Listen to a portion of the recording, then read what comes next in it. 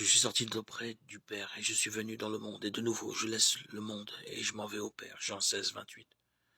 Jésus, sachant que son heure était venue pour passer de ce monde au Père, ayant aimé les siens qui étaient dans le monde, les aima jusqu'à la fin.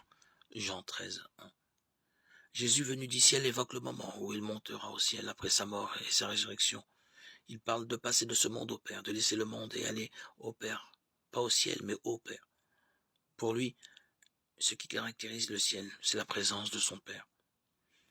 Après la désobéissance d'Adam, l'homme s'est organisé indépendamment de Dieu dans un système que la Bible appelle le monde, et dont Satan est le chef. Jean 14, 30. Tout ce qui est dans le monde, la convoitise de la chair, la convoitise des yeux, l'orgueil de la vie, n'est pas du Père, mais est du monde. 1 Jean 2, 16. Il y a une opposition fondamentale entre le Père et le monde, et Jésus l'a ressenti profondément, alors qu'il était venu d'auprès du Père, dans le monde.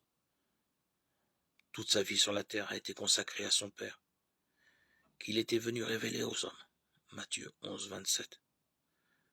Rien en lui ne répondait aux convoitises du monde. Sa vie y a été marquée par la souffrance, le mépris, le rejet, et finalement la croix.